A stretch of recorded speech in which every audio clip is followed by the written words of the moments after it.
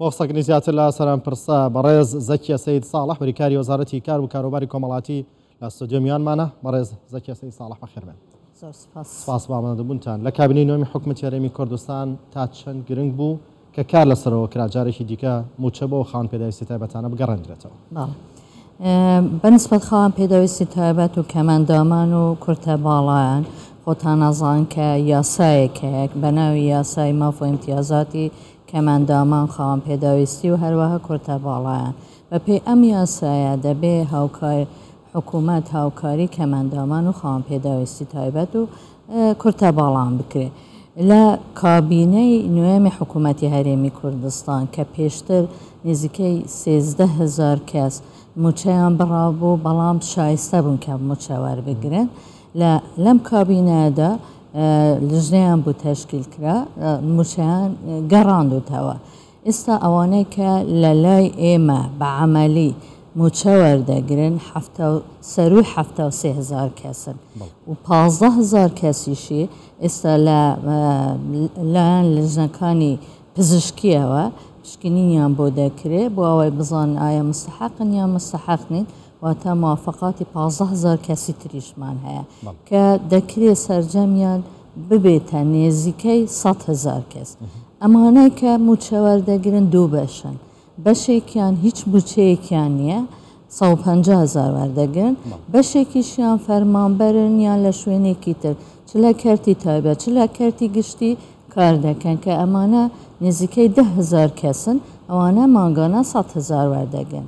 ئێمە لە کابینای نوێمی حکوومەتی هەرێمی کوردستان هاتووینە ئەم 100,000ی کە وەردەگرن وەکو هاوکاری لە وەزارەتی کار و کاروباری کۆمەڵاتی هەوڵمان بداوە کە ئەم 100,000یان ئەم هاوکاریە بەدەلعەوەقەی بگەڕێتەوە سەر شوێنەکانی خۆیان لەوێ ئەم هاوکاریە وەربگرن. واتە بۆ نمونە لە وەزارەتێک یان لە بەڕێوەبەراتێک کارەکات ئەو 100,000 بچێتە ئەوێ؟ بەڵێ بەڵێ بۆ ئەوەی ئاسانکاری بکرێت بۆ کارەکەی.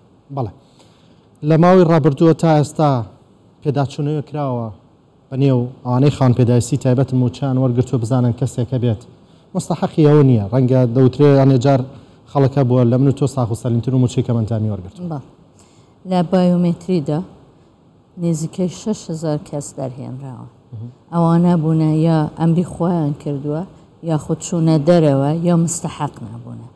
بۆیە لە جاتی ئەوان ئێمە هاتووین 15,000 کەسی تر ئامادە بکەین کە بوو یەکەم جارە ئەوانەی کە مناڵن و نەخۆشی شەکریشیان هەیە کە بەشێکی زۆر کەمە تقریبان 84 کەسن ئەویش داخلی ئەم ناوانە بکرێتن.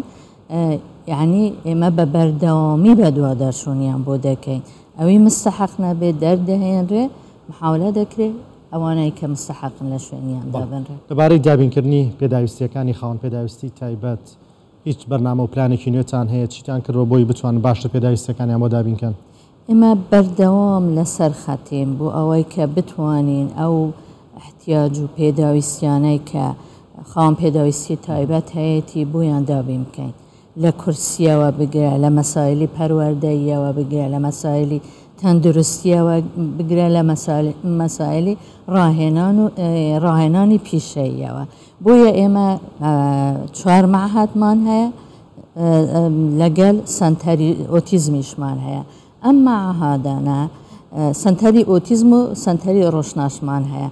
ئەم مەعاهدانە لە ڕووی پەروەردەییەوە نابینایان نابیستان هەروەها پەروەردەی مێشت دیسان ئەو سەنتەری ئۆتیزم و سەنتەری ڕۆژنا ئەوانە لە ڕووی پەروەردەییەوە بەتایبەت 2 مەعادی نابینان و نابیستان کە هەمان بەرنامەی پەروەردەی حکوومەتی هەرێمی کوردستان لەسەریان تەطبیق دەکرێت لە ڕووی پەروەردەییەوە. لە ڕووی تەندروستیەوە وەکو گوتم لیجانە کە دەستنیشانی ئەمانە دەکات بێجگەلەوە لەگەڵ ڕێکخراوەکان و ئاژانسەکانی نێودەولیش هەوڵ دەدەین بۆ ئەوەی بتوانین خزمەت گوزاریە تەندروستیەکان بە شێوازێکی خۆڕایی و وەربگرن و بتوانین هاوکاریان بکەین.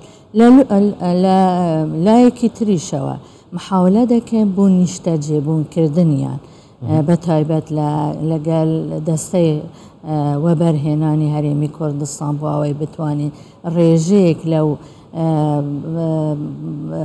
بینایانەی کە دروست دەکرێت ڕێژەیەکی تەرخان بکرێ بە پێی احتیاجاتی ئەو خاوەن پێداویستی تایبەتانە یاخود کەماندامان یا کورتە باڵایان و ئەوەی ڕێژەیەک لە یەکەکانی نیشتەجێبوون بۆیان دابین بکرێت لەلایەکی تریشەوە لە مەسائلی دامەزراندنیان لەگەڵ کۆمپانیەکان لەگەڵ حکوومەت دیسا خۆمان وەکو حکوومەت کار بۆ شەکەن هەلیکاریان بۆ بەڵێ هەریکاریان بۆ بڕاخسێنین و دیسان ئێمە لە وەزارەتی کار و کاروباری کۆمەڵایەتی سەعاتێکیشمان لە ساعتی کارکردنیان کەم کردووە ئەوانەیە کە لە چوارچێوەی وەزارەتی کار و کاروباری کۆمەڵایەتین محاولە دەکەین لەگەڵ وەزارەتەکانی تریش بە ڕێگای ئەنجومەنی وەزیران بۆ ئەوەی ئەوانیش هاوکار بن لەم بوارەدا.